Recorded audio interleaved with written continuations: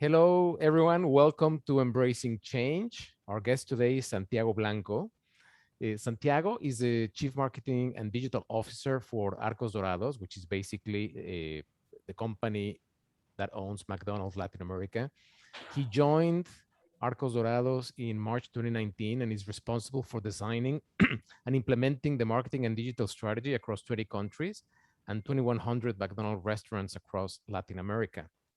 Prior to joining Arcos Dorados, he served as Chief Marketing, Digital, and Communications Officer at Alsea, a world leader in restaurant operations with brands such as Starbucks. Prior to Alsea, he worked for the Coca-Cola Company for many, many years, where he held various leadership roles in Latin America, USA, and Japan. Mr. Blanco holds a degree in marketing from the Instituto Tecnológico de Monterrey, which is one of the top universities in Latin America, and an MBA from University of Texas at Austin. I know Santiago for many, many years. Hi, Santiago. How are you? Hello, Gerardo. Very good to be here with you. Thank you very much for the invitation, and thank you very much for the presentation. No, come on. I mean, for our audience, Santiago and I, we go way back. We've been friends, I think, for over 25, probably, yeah, probably for over 25 years. We spent some time together living both in Atlanta when he was at Coca-Cola, and he's an amazing guest. You're gonna see through the conversation all of the insights and knowledge that he brings, but he's also an awesome guy. So thank you, Santiago, for being here. First of all, where are you connecting from? Let us let our audience know where you're located. I'm in Atlanta. Where are you?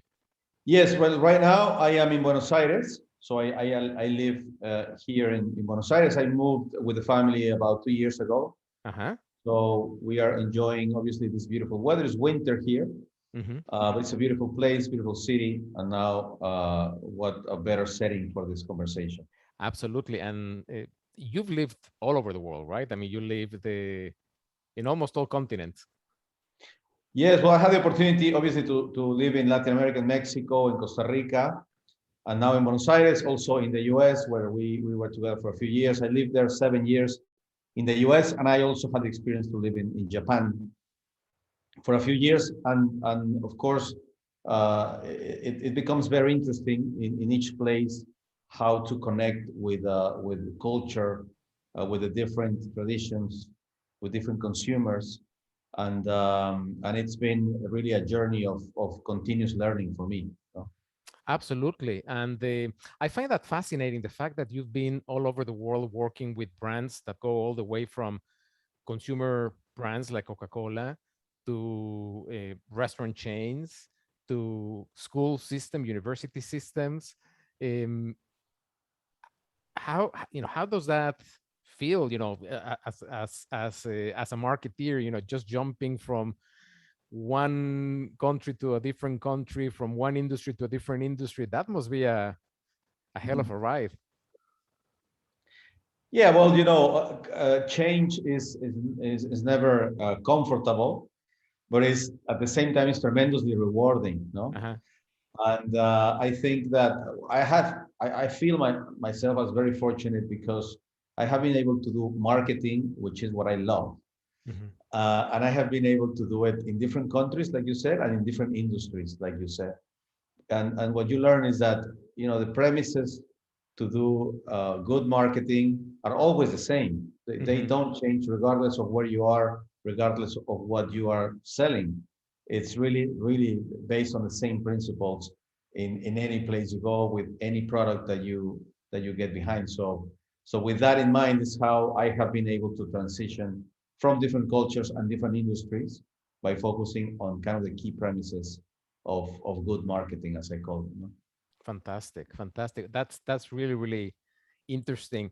So, as you know, in this podcast, we focus on it's a marketing podcast, but we really try to focus on the digital piece of marketing, right? Digital transformation, and the reason for that is because we see how the whole trend for businesses, where the disruption is coming is from the digital end, right? So I wanted to talk about digital transformation in general, just because you have such a vast experience working across different industries and different regions, right? And you have such a long career. I would love to talk to you about digital transformation and just to define it for our audience, right? We're talking about digital transformation as the process of using digital technologies to create new or modifying existing business processes, culture, or customer experiences, right? To to Yeah. meet changing business and market requirements. So it really it's something that transcends roles or functions, right? But it's something that it's really in vogue right now, and it's affecting all sorts of businesses and industries. So I would just wanted to open up the conversation with you about digital transformation and um, your experience with it. I mean, are you seeing that across the different businesses that you've been working at? Yes, thank you, Gerardo. I mean, it's a good question. It's a good point.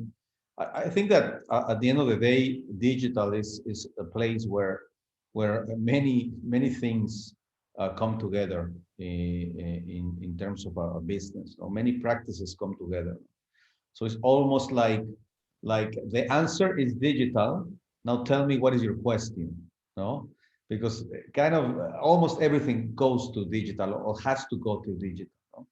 Mm, So, for example, if we are to improve the customer experience in the restaurant industry, no, it has to go to digital. There is no way around it. No, if oh I want wow, to really? make How for example, I Yeah, wouldn't so think about that. imagine that you want to order your food ahead of time so that when you arrive to the restaurant, it is ready for pickup, and you just scan your phone, and you don't even have to take your credit card out. It's already the payment is already there. You scan your phone and you get your food within a minute because it's already prepared. Hmm. Hmm. Or if you want your food to be delivered to your home, to your office, no, you can tap into your app, into your phone, and then you get the food within 20 minutes or less in the place that you want. Or perhaps you want to know about a new product or a new service, no, and you want Hmm. more information.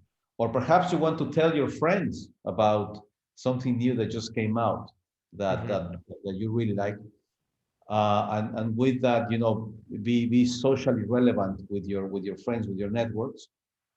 A lot of that is through technology. There's no way around it. I Of would I course. would I would find it very difficult to enhance the experience of a customer without using technology. That would be difficult. Of course, of course. And it's interesting what you mentioned because what makes me think about is it's not only related to the front end customer experience, but it's all of the value chain that gets the product to the customer, right? So it's not only that last, it's not the right word to say the last mile, but it's not that last piece of relationship, but probably it's all the way from how you're sourcing your products, how you're putting them together, how you're processing the orders that makes that customer experience a better experience, on top of just Absolutely. being able for them to download an app and on demand choose when and where and what, right? Oh, absolutely. The digital transformation takes place from not only the sourcing of the product, but how the product is actually produced. No, or imagine if I'm selling potatoes, the way the crops are being laid out and how they are harvested. So digital Mhm. transformation goes to the point where a customer enjoys that potato at a restaurant, and by the Wow. way, gives its opinion to other customers. So yeah, absolutely, it's throughout the let's call it value chain. The value chain. Digital takes place. That's why I say it's a place where a lot of things come together. No?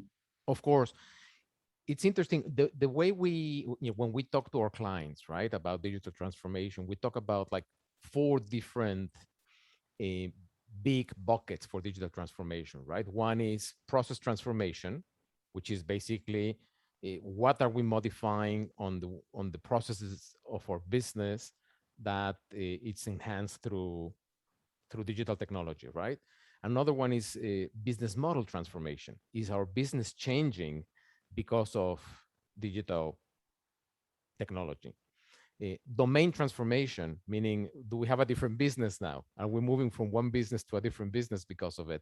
And the final is cultural and organizational transformation. What do we need to change in terms of our values, how we work, the people that we hire, the training that we do in order to be able to meet these demands, right? So it's interesting from your from your example. It seems that it's touching, for example, in the case of the food industry, it's a lot about process, a lot about maybe business model. What about domain and the cultural transformation? Well, I mean, it's again, it's a great question. I think that first of all, most companies that attempt a digital transformation are likely to fail. No, Okay. about 70% of companies that want to go there fail. No, Mm-hmm. and the reason I believe they fail is is because of the following. When you're attempting to transform your business, about 10% of the effort is spent in designing the strategy, no? The strategic work in defining what is it that you want to do, no? In being clear in what is it that you want to achieve as a business, no? That's about 10%. Then another 30% of the effort is in putting together an organization that is capable of executing that strategy. No, Mm-hmm. about 30% of the effort. Um, However, the remaining 60% of the effort, no, and the vast majority of the effort, the most difficult thing to do is to have the right culture, Mm-hmm. to change the culture, to really have the people think in the same direction and act in the same direction that you want. So you can have, great people, very talented people in the organization, but without the right culture, nothing is going to be achieved, or it's going to be very difficult to achieve positive results. Mm-hmm. So what you're mentioning, I think, is key. It's very important to have the cultural piece in place in Mm-hmm. order to transform an organization, and more so to achieve a digital transformation.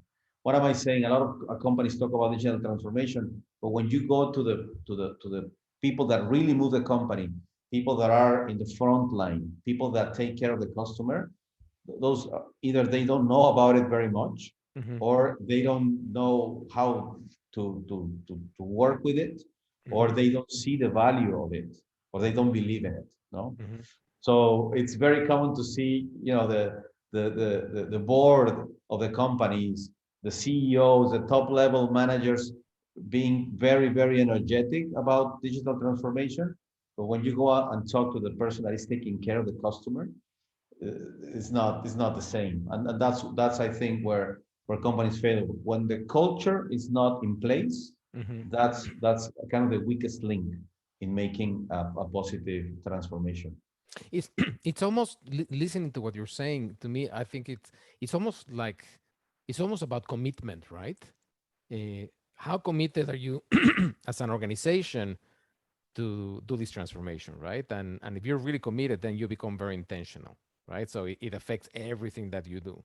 It's like when you're thinking, oh, it's a great idea for me to go to the gym, but are you going to wake up at 7 a.m., go, put the effort, Exactly. right? What is your incentive? No, what is your incentive to wake up every day at 6? Yeah, No? yeah, yeah. And like we were saying in the beginning, with moving in different countries and different, it's not easy. I mean, Mm-hmm. change is not comfortable. Mm-hmm. No, Mm-hmm. for a person. Imagine for an organization. No, Mm-hmm. it really takes time. And like you said with the gym example, you have to have the right incentives for Mm-hmm. people to wake up at 6 and and go And through a put the effort. transformation, which is not comfortable. Obviously, it's Yeah. something that are not going to welcome right from the beginning. No? Yeah. Something else that I've encountered personally with the businesses I've interacted is that sometimes change is difficult because businesses are having to straddle between their current business model and the future business model that they have to move to, right? So most of their revenue might be coming from their current business model that it's not digitally transformed, but it's still existing, right? And they know it's a sinking ship, or it's a ship that it's, the revenues are dropping. They know they need to make the change, but it's hard because in the short term we're incentivized by the stock market, right? That this year's revenue, this year bonuses, this year sales, right? Even though that we know that we have to make that change as a company to be able to survive in the next 10 years, in the next 20 years. Examples like that to me are TV networks, right? TV networks that, they see, right now, all of the big groups are moving to streaming or have moved to streaming. But, 5 years ago, everybody could see what was going on with Netflix and Prime, but everybody was still protecting their current business model because that's where they were selling advertising. And until the other businesses became big enough for them to suffer on the revenue streams, then there was an incentive to move. So there's like a disconnect, or maybe there is there are two levels of transformation, right? One is when you realize that your business is changing and you need to change. And the second one is when you're forced to change, and hopefully it's not too late for you to change. Yes, exactly. No, I mean, people don't like change, but they are not going to like being irrelevant either, Mm-hmm. no, or going out of business. They are going to like that even less. No, Mm-hmm. I think to your point, the pandemic forced a lot of business to transform very quickly Mm-hmm. because they had no choice. So, I mean, from one day, literally from one day to the next, you were operating a different business, no? And you had to change Yeah. because there was such a force that almost invited you to do so immediately, no? For Yeah. example, in the case of the restaurant industry in Latin America, from one day to the next, more than 50% of sales went from being inside the restaurant to outside the restaurant, Mm-hmm. and they have stayed in that area as of now. So most of the sales of a restaurant today are made outside of the four walls. No? And even I'm not sure what's the situation right now in Latin America. Have restaurants opened again? Well, they are mostly open, Uh-huh. yes.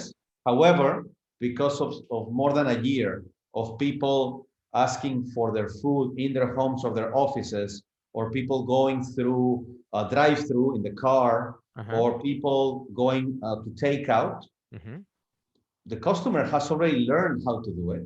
Mm-hmm. They like it, and they are keeping that behavior. They're So keeping if that. you, Well, that's you interesting. even though if you open the restaurant, you still have a lot of sales, most of your sales in many cases outside of what you used to do in the restaurant. So to your point about change, if you are not comfortable selling food for takeout or for delivery, if you're not comfortable with that or you don't know how to do it, you are going to run out of business very quickly Yeah. because your competitors are certainly going to do it, and so you have to change. Yeah. You have to change, or just leave the business. No? But Absolutely. like that, I think that there is no one single industry that was not forced to change for good, or completely go for another sort of business, or another business model due to the pandemic. So the pandemic has really Ac- shaken things up It's globally. it has accelerated innovation in a way too.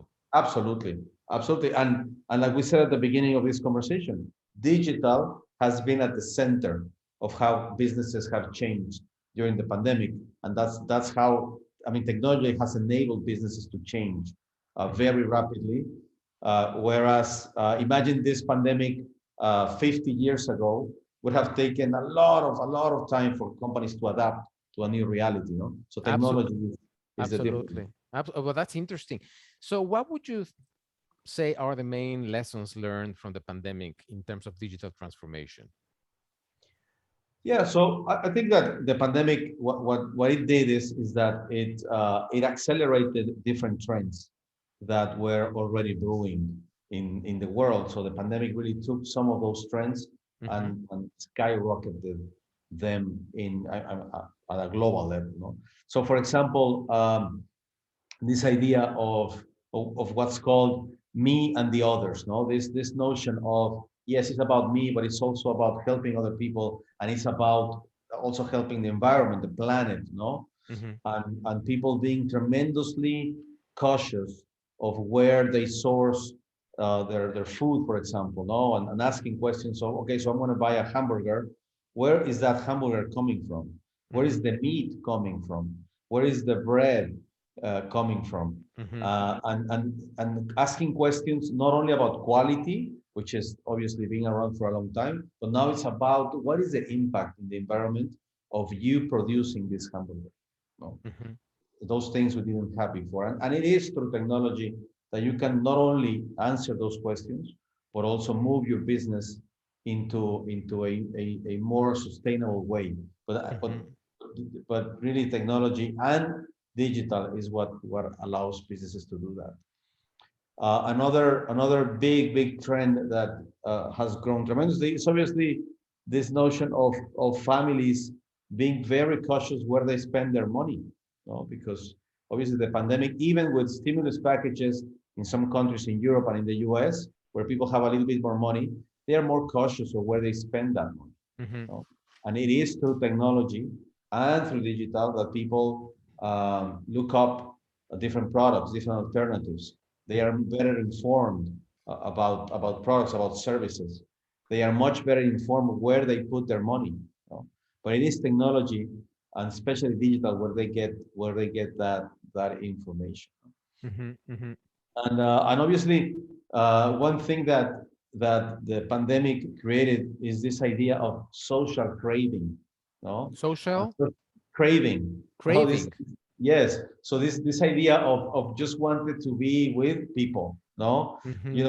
because we were separated for so long. Now that I see someone at the office, it's like I haven't seen that person for more than a year. It's like I have seen that person through the screen, but now live is completely like a different experience. So this idea of socialization has took up tremendously, both virtually and personally, in real life, Hmm. physically, and it is obviously technology that allows not only people to meet, but also people to meet socially, to meet Hmm. virtually, like right now, you Hmm. and I. Hmm. So again, it goes through technology, it goes through digital, the way businesses can embrace this as an opportunity. Of course, it's interesting. It's interesting you mentioned that because, uh, you know my wife, right, Monica, and Mhm. she has partnered with a couple of organizations. She's in the wellness world, right? They work with people that have mental health issues or wellness issues, right? Which obviously with COVID have just jumped up to the roof, right? Because people, imagine young people being in an apartment for a year, not, afraid of seeing others, not being able to socialize, working from home. And, with working from home, what we've seen is that we have added on average 2 hours to our work days. So the commute, what used to be commute, is now added as work. People are just rolling off bed and starting to work. So that's kind of like a trend of what happened with the pandemic. And Yes. because I understand that world, what I've seen is a tremendous growth on companies like Better Up or Modern Health, which are companies that provide this type of mental well-being services to big corporations, right? So all of the big corporations in Silicon Valley and all of the Fortune 500 companies are having to jump into providing mental well-being services digitally to their employees as a benefit because they've just realized that without mental well-being there isn't you cannot be productive as a workforce. But all of that can only be enabled because we're not face to face, can only be enabled through digital too, right? Yes, absolutely. So I think for the last 6 months or so, I think we have been exposed in a lot more detail about this idea of mental health. No? Mm-hmm. I mean, we saw it during the Olympics. It was obviously We, a key topic. mm-hmm. It is very common in athletes, and the topic of mental health has never been so high in the agenda. Mm-hmm. Obviously, what you said is true. It's part of the pandemic, but it is through digital and through technology that you can, if you see the opportunity as a company to overcome or help people in that particular regard. But again, goes back to the same point. It is through digital that you can do that. Otherwise, it would be difficult. It would be very difficult. Very, very interesting. So, talking about the main changes with consumers in recent years, what do you think, what would you say are the main changes, both in behavior, attitudes, expectations? I mean, you've talked a little bit about that, but can you go a little bit deeper on that? Yes, absolutely.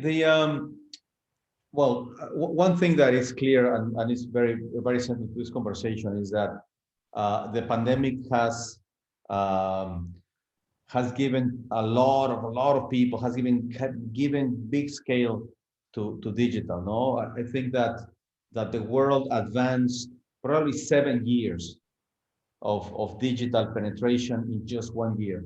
Mm-hmm. No, because families were forced to enter in some way a digital experience. No, Mm-hmm. talking about change. Well, the pandemic forced people to enter digital and understand it. So, for example, from people that never used to order food online through an app, no, like Uber Eats, no, uh, uh, 60% of Uber Eats customers after the pandemic were new customers that did not have the app before Mm-hmm. or that were not using an app in any way. Well, Mm-hmm. the pandemic was the renaissance of the QR code. No, Mm-hmm. QR codes were a little bit lost here and there. Now the QR code is everything. You It's go to everything a for restaurant, touchless. Yeah, in order to be you pay touchless. with a QR code. You see the menu through the QR code. So QR codes are now. It's not only for young people that kind of understand how it works. That's for everybody. Mm-hmm. Everybody uses a QR code for something. No? Interesting. So the pandemic really accelerated digital penetration globally. So I think by about 7 years. So we advanced tremendously fast for so I think that is something that gives a big opportunity for basically every industry, because now that people are digitalized, how do you leverage that for different businesses, no? Mm-hmm. Mm-hmm. Uh, Now, also, there is an interesting trend about people learning new hobbies, new ways of working. No? Mm-hmm. Because of the pandemic, it is said that you learn a new habit in about 3 months. So if you do one thing consistently for 3 months, you will get that behavior. Mm-hmm. Well, imagine doing it for a year. No, Yeah. so we all, without exception, learn new hobbies and new ways of behaving. No, Mm-hmm. and this created in obviously at home many ways of how families interact. Mm-hmm. No, it's going to make the families a little bit tighter, a little bit stronger as a society, because they now had to interact with each other for a long time, and also created new avenues for growth. I mean, we can talk about gaming. No, gaming obviously was there before the pandemic, but through the pandemic, just completely, Yeah. completely skyrocketed. And it's not only the idea of playing a game online. That's not only the thing that really uh, uh, went up is also this idea of socializing while playing a game, Mm-hmm. which is really the big thing about gaming. It's not only about being good at FIFA. It's also about socializing Mm-hmm. with your friends while you're playing FIFA, and Yeah. that's really the key for gaming. And all those were completely transformed Mm-hmm. during the pandemic. No, Mm-hmm. so I think when you look at different elements of human behavior, if you understand how they changed over the last year or so, you will find a lot of opportunities to grow your business. And the way you find them and the way you understand them is again through digital. No, Mm-hmm. that's Mm-hmm. how you can move forward faster as a Yeah. company. It's a fascinating it's a fascinating topic, and you could add so many other things to that, right? Families that or people that have never uh, purchased something online, and now they've tasted e-commerce, and they're fully in, right? And they're just Early gonna they're just supermarket, no? yeah, supermarkets, exactly. Supermarkets, subscription boxes, that's very common now. You subscribe to a service, you receive every month whatever you're gonna get. You've tested it, and now you are a converted, right, Yes, to the yes, digital behavior. So if you yes, were on the fence, it forced you to try it, and now you know it works, and now you want to keep doing it, right? So it's very, very interesting. And then it's interesting also how it affected even um, behaviors. For example, uh, there's been an uptake in dog adoptions, right? Because people are staying at home, and people who are alone, they thought, okay, let's adopt a pet, right? So I don't feel alone. Mhm. Guess what? One of the most accelerated growths in digital e-commerce have been a company called Barkbox, which is a subscription box where you get every month a box with treats and toys for your dog and surprise things that you're gonna get. And you open that box every month for your dog, and you're pampering your dog, right? And they've just grown massively. They've just been acquired by I think Chewy or another holding company, but they went to, they acquired 1 million customers at the end of 2020, right? So one trend that had nothing to do with digital, which is adoption of pets because of COVID and people feeling alone, opened up an opportunity for a startup to to drive a very interesting business to acquisition. So it's interesting the opportunities that it generated for some, and also the doom that it generated for the retail business, right? Yeah, So well, with your example, I think that I think it's good because you can kind of connect all the dots we were talking. You have this pandemic, making a big change in the world, being change in human behavior. You have more people staying at home in need for better mental health, uh-huh. no? And then you get the dog, which is obviously a dog. Basically, what it means for humans is Companionship, a it's source companionship, yeah. is a source of unconditional love, Mm-hmm. basically, right? Mm-hmm. So Mm-hmm. you get your dog, and that dog creates a lot of it needs a lot of things, obviously, and that creates businesses that will give you what you need for your new dog. Mm-hmm. So you see, so that is one small example of how just and it's too digital that you connect everything, no? That you've And connected all of that. like that, there are many things Yeah. that happen and all of them happening at the same time. Yeah, yeah, fascinating. It's fascinating. So really, it's about for our listeners, right? To me, the insight is about what human behaviors we're identifying as changing that are generating new opportunities for our business, either to pivot to satisfy those benefits, or for the creation of a new service, right? Exactly.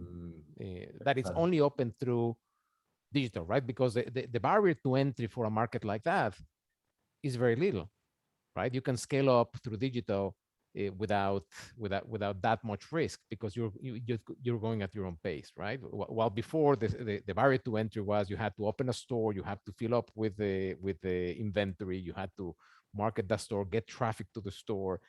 Now all of that has been lopsided, and if there's an opportunity and you have a good idea, you can go to market and scale it up. So it's very, very interesting. um I know we are over half an hour now in our conversation, so we're trying to bring this plane to land soon. So let me see. I have some topics here that I wanted to discuss with you before we go. Um, in your opinion, what are the main marketing trends that we should be paying attention for, this year, next year? Are those different to what we just discussed? Is there anything that you think we should be paying attention to? Yeah, I mean, there are, and this will depend on the industry, no? But uh, I think that every marketer should have clarity in terms of how has the customer changed after the pandemic, no? And there should be not a list of 20 things, but at least the top 3 to 5 things in which your particular customer has changed in after the pandemic. And if your company is not clear about that, then I think, yeah, that you're either missing an opportunity or someone else has has already identified how your customer changed and is going to do something or is doing something about it. No. Mm-hmm. Mm-hmm. So I think that that's very, very important for every single company to recognize what were the 3 to 5 things that have changed in the minds of your customers. Mm-hmm. Let me give you an example of one thing that has changed tremendously in the customers that we serve, and we serve about 4 million customers every day in Latin America. Mm-hmm. So we have a big consumption Big base. footprint. Yeah. 4 million every day is the people that we serve. And one of the things that has changed in them is is this notion of what I talked about before, is this idea of how is your business being a positive influence in the community and in the environment. Mm-hmm. No, again, we have never received up to now, the level of detail from customers about how we operate and how we go about doing our business. No? Mm-hmm. And the good thing is that we were well positioned in that regard. For example, like many other restaurant chains have done this, but we have eliminated most of the plastics we use to serve our food. No, we don't use plastic anymore in the containers, in the way we package the food, in the straws for the beverages. You will not find any plastic because we believe that we have to get rid of that particular item in our food. We took that out. We took out uh, all the food that we serve for children. We took out all the added sugar. We took out all the artificial ingredients. We took out all the artificial colors. No, Mm-hmm. because again, we believe that that's just the right thing to do, and we know that the customers' expectations have increased tremendously when Okay. it comes to the food they eat. And again, if we know that if we don't do this, is going to be obviously not meeting customers' expectations. And in that same vein, the way you treat the people that work for you is also being seen with a lot of details. No? Mm-hmm. How you train them, how you pay them, Mm-hmm. no? What is the atmosphere that you give them at the restaurant level for them to perform a good job? No? Mm-hmm. Mm-hmm. What conditions do they work?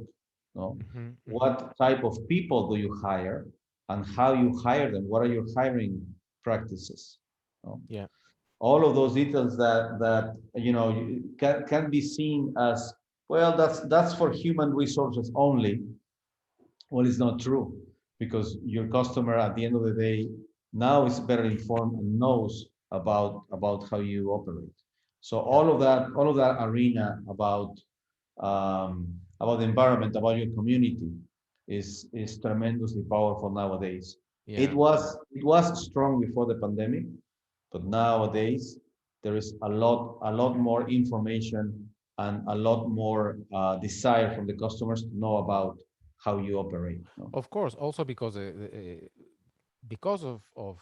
all of the digital channels available to us, there's a lot of more access to knowledge of what's going on within an organization, right? And you can read reviews, you can read employee reviews, Totally. you can have access to everything, and then that's going to affect your. We call it as a product when we talk to, or as a topic when we talk to our clients, reputation management, right? You know, what type of activities you're engaging to help your reputation management, because the reputation management, and that's important for a small business to that, you know, if you're having bad Google reviews, and you're a restaurant, you're gonna lose customers that are not gonna come to your restaurant, because that's what they're going.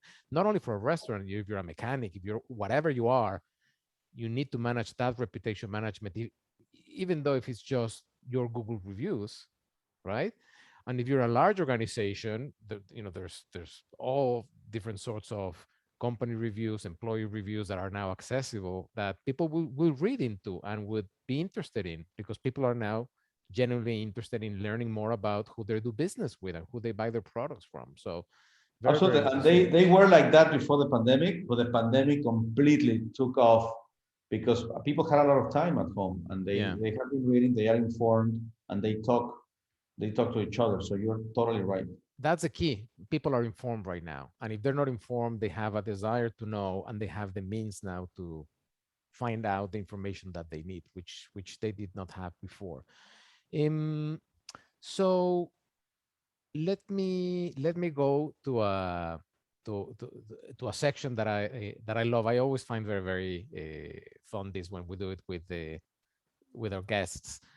I'm just gonna rapid fire some questions, and you tell me your answer quickly, okay? So first of all, Bitcoin, boost or boom? Boom. Boom. Why? Well, again, it has to do a lot with what people say. No, it's not part of it is reality, part of it is what people say about it. Okay, And okay. it's incredible how it can go up or it can go down depending on who said something Yeah, and when that person said it, no? yeah. So incredible. Okay, so based on your answer, maybe I should be selling my Bitcoins. So Well, make sure people talk about it in a good way, and it yeah, will continue to grow. exactly, exactly. Okay, TikTok or Snapchat? TikTok, TikTok? yes. Why? Why do you choose TikTok? No, I think that TikTok, what it discovered is the obviously is video based, which is well very, very powerful, and I think it's tremendously dynamic, Hmm. much more dynamic than Snapchat. If you don't get your viewer in 2 seconds, you're gone. Hmm. That's it. Yeah. And TikTokers know that, and they have really found a way of doing it. I love it. I think it's the future. Okay. Airbnb or hotels? No, in that one, it depends on what it depends on what you want, and what you're looking for, and what kind of experience. I think that it's not a substitute. It depends on what kind of experience you want. No? And which one you think has a brighter future? Well, again, if let me give you the type of experience. If I am on a business trip, no, and I want to be super well located, and I want really to focus on my job and just get it done. I don't want to take care of anything else, not the location or that the apartment is good or that I would go to a hotel because that's a sure thing. No, Hmm. family vacation, new city, looking for adventure, completely different experience. Actually, a hotel doesn't make sense. I would go for Airbnb, Okay. but again, It depends on the Okay, experience so you're that, looking for. It depends what is the job that place wants you want that to do for you. of course. No? Okay, okay, so The that famous that's more jobs to be balanced. done, no? Yeah, that's the final the objective. Okay, um, collaborative spaces or going back to the office. No, well, that one is. I don't think it's black or white. I think I think we have to find the middle. It's the I same don't as think with it's like going back Airbnb to the office hotel. every day. No, staying at home every day. No, offices with everything open and nothing private. No, I think what we are learning is that the hybrid is really the way to go. Hmm. And the only question remaining is what's the percentage, right? How much of home versus how much of office?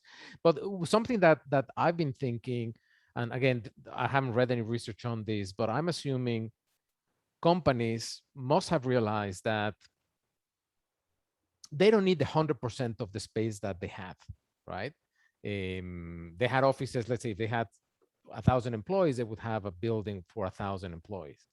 And now with this new normal that was forced through the pandemic, they realize that actually I don't need to have the 1,000 employees at the same time every day coming back to the office. For some, obviously, for some positions you need to, right? So some are operational, but you don't have to have all of them, right? So I, as a business, I can save on my office space. I agree with you. I might still need some office space, but can I make my office space like a collaborative space where people are coming in? Maybe there's hot desk in my office or my office space, and I behave as a we work in a sense that you don't have to be here every day, but for the 2 or 3 days that you're here, you have a hot desk. You don't have a full office, or a established desk, etc. I just think that I find that one fascinating to see how it's going to evolve. No, and I think it's a very important one because that one changes the real estate industry completely, Hmm. completely. No, and it changes the economies of certain cities. Hmm. No, and it moves economies um, in a big way. I mean, you can see it in the U.S. No, the imagine the amount of people that are transitioning from states like New York or California to other areas like Texas or Florida, Hmm. no? Hmm. Because they can now do their job in a different location that perhaps is less intense, with maybe a better living conditions, with better weather, and Yep. you don't need to pay a lot of taxes. No, so I mean that's what you're talking about is very profound because it really changes the dynamic of entire countries. No? Absolutely, changes the microeconomies of those locations, right? So, or the ecosystems of those locations. So, yeah, fascinating. Listen, Santiago, thank you so much for this conversation. It was a lot of fun to talk to you about all of these challenges. Is there anything, any last words that you would like to say to close off this conversation? No, well, first of all, thank you, Gerardo, for inviting me. It was, I agree, it was a lot of fun. Thank you very much. I am available anytime you want to talk. I enjoy it very much having these conversations. Digital is one of my passions, so really enjoy it very much. I would say that as a closing remark that really, I mean, if you are in a business, in a company that needs to embrace digital transformation, I'm saying needs because everyone needs to embrace it. I don't think there's a company that doesn't need to. You as a company you don't have to do everything. You don't have to know everything, no, because that would Hmm. be very hard. If you get in touch with, if you're clear in what you want to do, you can get in touch with different companies outside of your own that can help you. And if Hmm. you have the right set of partners, you can achieve digital transformation a lot faster Hmm. and one with a lot of credibility, no, with good results. No, so it's not always a matter of you having to learn everything.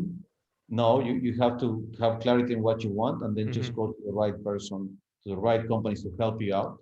And that has been my experience. You can go faster if you Of have the course. right partners instead of you trying to do everything. Of course, and that's a great point. I mean, the everybody everybody's in this together, right? And everybody has different needs, and nobody's doing it perfect. It's almost like building a plane while you're flying it.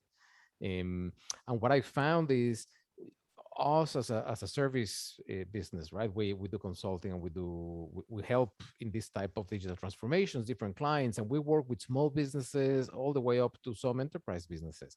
And what I have found that it's fascinating is the fact that everybody has a certain need. Everybody, Yeah. nobody has it done perfectly. Of course, there's some businesses, probably the ones that are best in class, right? But it doesn't matter your size, your industry, or your maturity.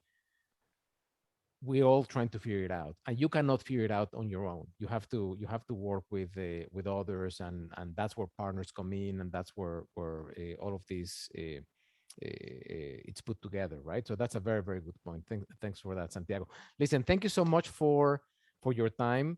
Thank you so much for your insights, and we wish you a great rest of your day in Buenos Aires.